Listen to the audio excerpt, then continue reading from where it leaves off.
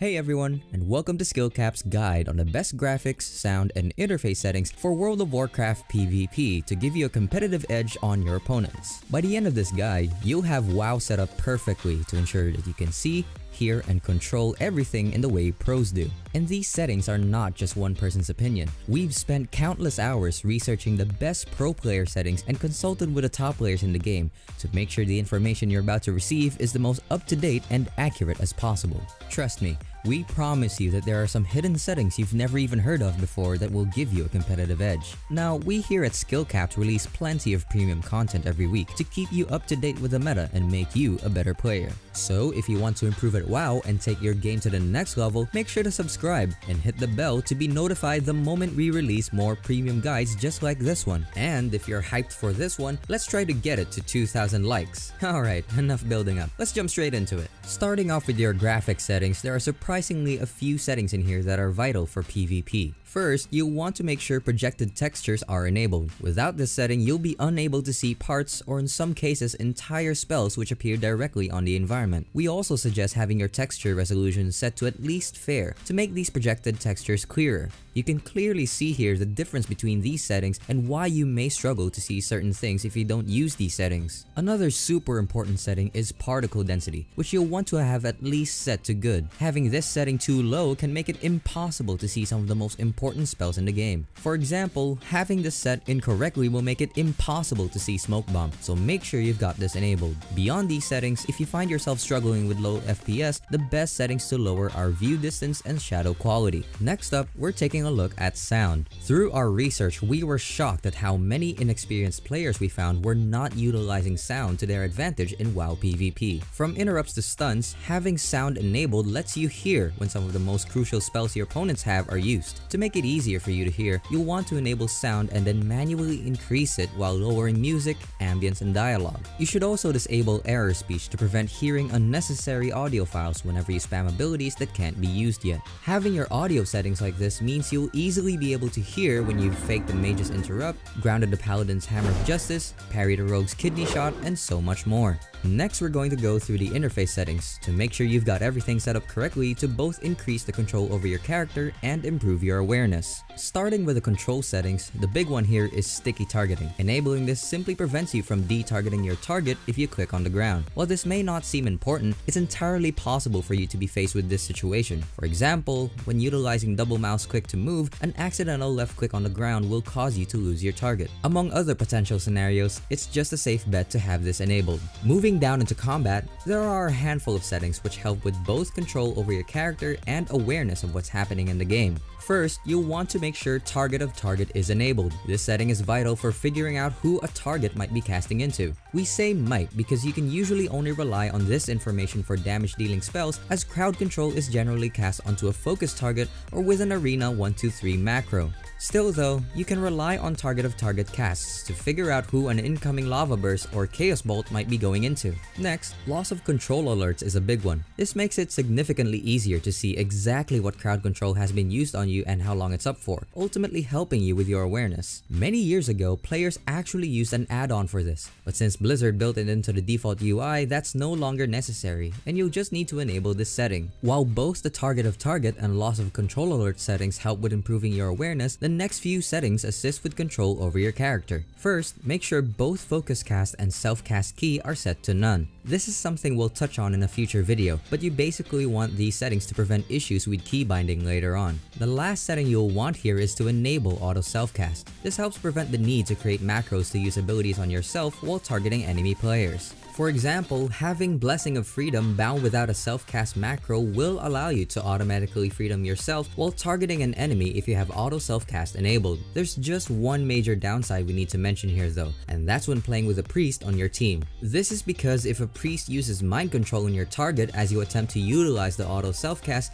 you'll actually cast your spell on the enemy team. So just be aware of this issue if you're against making self-cast macros. Next up, the only important setting in display is status text, which you'll want to set as either numeric value or both. By usually comparing their health stat to yours, you'll usually know who outgears who. And percentage helps with knowing when a target will drop into execute range, which can be important for some classes, especially those who get a damage increase on an ability as opposed to straight up access to an execute like warriors. Social settings aren't too important, but if you're looking for some recommended settings, you can follow these. The only one worth mentioning here is display only character achievements to others, which sort of lets you play in an incognito mode by preventing the character with that setting from being linked to the other characters on your account via achievements. Next, in the action bar settings, we suggest enabling both the bottom left and right bar, and then only enabling the right bar and right bar 2 if needed. With that being said, we'll be discussing this in future detail in our key binding guide, which will cover the entire process on how to correctly set up your action bars and key binds from start to finish. So for now, just make sure you've got show numbers for cooldowns enabled. Doing so helps you see exactly how long you have left on the cooldown of your abilities. This one is really tough to play without, and much like the loss of control alerts from earlier, there used to be an add-on for this one too, but being part of the default UI now means enabling this setting is enough. Moving on to the name settings, there are quite a few important ones here that both help with control and awareness. First, you'll want to make sure you enable always show nameplates. These are vital for seeing exactly who is positioned where, and so you should want to have them on all the time. We then suggest enabling larger nameplates. Although this can be seen as personal preference, having these larger makes it easier to click on them when needed. And speaking of clicking on nameplates, you have a choice to make with the nameplate motion type, which can impact how easy it is to click on nameplates in some scenarios. Overlapping makes nameplates a more accurate source of information on the exact position of your enemies, as they'll be positioned where enemies actually are. However, it can make it tricky to quickly click on an important nameplate when enemies are stacked and moving around. Alternatively, stacking nameplates will make it easier to quickly click on a specific nameplate when enemies are stacked. And there are some scenarios in which you need to be able to quickly click on a nameplate. For example, being able to instantly click on a grounding totem to kill it the moment it's used. Now, while overlapping nameplates is better in practice, and we do recommend using it, if you find yourself having a hard time quickly clicking on important nameplates when enemies are stacked, feel free to try out stacking nameplates and see if it works better for you. Next, you'll also want to make sure nameplates are actually enabled for the right targets by enabling enemy units, which lets you see enemy player frames, and minions to see the aforementioned totems along with pets. Minor enemies can then be set based on personal preference. Just note that it can be annoying to have this enabled when playing against demonology warlocks because of the number of imps. And friendly players is an option mostly useful for healers, as it gives them an easier time seeing exactly where their teammates are and what their health is. Last up in names, we have an optional and personal preference setting, the personal resource display. This can make it easier for you to see resources like combo points and holy power, while also making it easier to see your health and mana. However, it does duplicate information that can be found on other nearby frames, and so it isn't necessarily recommended, but can be used if you're more comfortable with it. Next, the camera settings comes with one extremely important option that impacts how you can control your character in such a way that it increases your awareness. This might sound strange, but having your camera following style set to never adjust camera allows you to move forward or strafe in one direction while facing your camera in the opposite direction, allowing you to see things you otherwise wouldn't be able to see. Being able to do this allows you to see exactly where your enemies are positioned, even when moving away from them. An excellent use case for this is when facing a resto druid as a rogue. You can make it seem like you're moving away from the druid to get them out of bear form, and then instantly shadow step and kidney shot the moment you see them leave bear form. Without this setting, it's impossible to look in the opposite direction that you're moving in without your camera resetting back behind you, which hinders your ability to gather information around you. Moving on to the mouse settings, although you can enable mouse sensitivity and adjust it here, it's usually better to pick up a gaming mouse and adjust the DPI in your gaming mouse's software. The only setting that's worth playing around with here is the mouse look speed, which you'll need to have at a comfortable point that makes it easy for you to quickly and accurately rotate your camera when needed. Last up, we have the raid profile settings. Many players often mistake these for being an add-on, but they are in fact a part of the default UI. Start by enabling Use Raid Style Party Frames. Now these are honestly the best frames around, and by enabling this setting you make it significantly easier to see your teammates' health, mana, buffs, and debuffs. We then highly recommend having the sort by option set to group. You should then make use of a script to make sure your frame is always last, which makes it easier to use Party 1 and Party 2 macros without worrying about who is the group leader. Without this script, you might find yourself accidentally using party macros on the wrong target if you're used to the top player being party 1 and the second being party 2, as your frames won't always represent this order without using these settings. We've got the script linked in the description as an add-on, so be sure to download it to get everything set up correctly. As for the actual display settings of your raid frames, we recommend going with these settings, which have you enable everything except for display border and, the more important, display only dispellable debuffs. Having this enabled will prevent you from seeing important buffs such as crowd control in your healer, so make sure to keep it disabled. With that being said, we will be looking into debuffs more closely in our follow-up add-on video, so don't worry too much about this for now. The last raid profile setting you want to adjust is to maximize the frame height and width. Although you can play around with this to find what you prefer, maximizing it is recommended to make it easier to see everything, something that will again be important in our follow-up video when we start to include add-ons. Now that we've got the best system and interface settings, it's time to take a look at the best practices for setting up your frames. Before we do anything though, you'll want to head back into system and then graphics in order to pick up an optimal UI scale, as you'll need to reposition all of your frames once you've got the UI scale you want.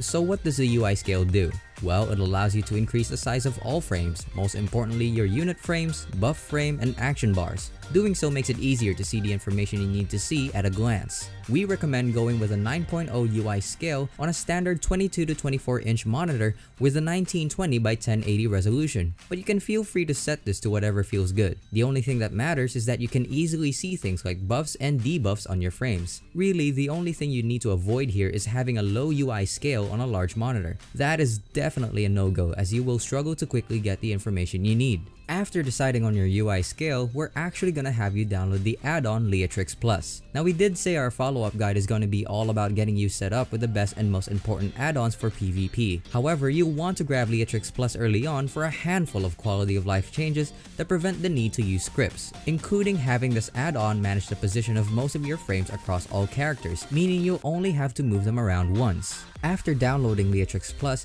you'll want to type /LTP and go into the frame setting. Here, you should enable Manage Frames, Manage Buffs, and Class Colored Frames. By enabling Manage Frames and Buffs, you'll be able to move your player and target frames along with your buffs and debuffs and have them automatically set in the exact same position on all your characters. Class Colored Frames is then a quality of life change that makes it easier to instantly see what class you're targeting. Feel free to also enable Hide Griffins to clean up your UI a little and open up some space on the bottom left for details, another add-on that we'll cover in our add-on guide. Before reloading your UI, you can also go into System and enable Max Camera Zoom. This is not really a setting for PvP, but it can be useful to have set. Oh, and speaking of zoom distance, we generally recommend a zoom distance that's around 25 ticks from fully zoomed in for competitive PvP. You can set this zoom distance by zooming all the way in and then zooming out around 25 times. We also suggest not having zoom in and out bound to your scroll wheel as it is by default. However, this is something we go into in much more detail in our upcoming key binding guide. You can of course play around with this, but we generally wouldn't recommend going too much closer or further away from 8 ticks to maximize the trade-off between how much of your surroundings you can see and the precision of your vision. You can then go into Leatrix settings if you want to disable the minimap button. And with all the settings in Leatrix done, reload your UI to apply everything and then move on to the final and most important step, positioning your frames. Without a doubt, this section is going to include the most important lessons in this video. By this point, you should have already set your UI scale to one that you're comfortable with and are now ready to get your frames in the correct position, which is vital for increasing your awareness. So what do we mean by the correct position? Well, let's start by breaking down what information each set of frames offers you. First, we have the player, target, and focus frames. While the player frame offers you information that you can more clearly see elsewhere, the target and focus frames are extremely important for seeing the buffs, debuffs, and cast bars of your opponents. And speaking of buffs and debuffs, a frame that's often neglected is your own buff frame, which obviously lets you see your own buffs and debuffs. Next, we've got the raid frames, which are extremely important for knowing the exact health of your teammates, along with important buffs and debuffs, including things like what crowd control they're sitting in. By this point, you should start to notice a pattern. Buffs and debuffs are important, more important than most people realize, and by having your UI scale too low and your frames positioned incorrectly, you're gonna have a really hard time getting the information you need with just a glance on your screen. With the UI scale and position of all frames set to default, We want you to follow along to try to identify exactly when the following things happen. When does our healer get crowd controlled so that we can react and get into defensive stance before being stunned? When do we get a trinket proc so that we can set up a kill with a lot of damage? When does hamstring fade from our target so that we can re-slow them? When does mortal strike come off cooldown so we don't mess up our rotation? The truth is, it's almost impossible to see exactly when all of these things happen while retaining a good overview of the game going on around you. And that's not even mentioning keeping an eye on arena frame cast bars, something we'll cover later. So what are you supposed to do about it? Well, first things first, with your UI scale set to around 0.9, things are immediately better, as frames become much larger, buffs and debuffs become easier to see, and everything just comes closer together. And that's the key. Closer together. You want to bring your frames inwards closer to your central field of view so that you're not forced to look to the top left, top right, and bottom of your screen to get constant updates on the information you need. As you can see here, we've brought down our player and target frame horizontally while bringing our focus and raid frames into a more central position, directly within our peripheral when looking at our character. We've also brought our buff frame down horizontally and slightly increased its scale further than what the 0.9 UI scale did. With all of these changes, you can see just how much easier it is to gather the information you need in an instant. Without even needing to look, we can see the exact health of our team, and an extremely short glance to the left lets us see the crowd control they're sitting in. A simple shift above our character and to the right lets us quickly and easily see our buffs and debuffs, and we can identify important ones like trinket procs in a fraction of a second. We can also see what our focus target is up to without needing to look away from what our character is doing. Also, glancing at our target frame to check on buffs and debuffs no longer prevents us from seeing our character. And the same applies to our action bars now that everything has been lowered. We can see exactly what's happening to our team even while checking on our cooldowns. Looking at the before and after side by side, it should be extremely clear just how much our awareness has improved with a few small tweaks to our UI. Now, all of these changes we're showing you here aren't the be-all end-all for frame positioning. You can go with whatever feels comfortable. We're just providing you with the foundations of why you want frames to be repositioned. It's up to you exactly how you position them. You can see here how different pro players have their UI set up, but ultimately all of them follow the guidelines we've shown you. Remember what your goals are. You want to make it as easy as possible to see everything without needing to constantly glance around the different parts of your screen.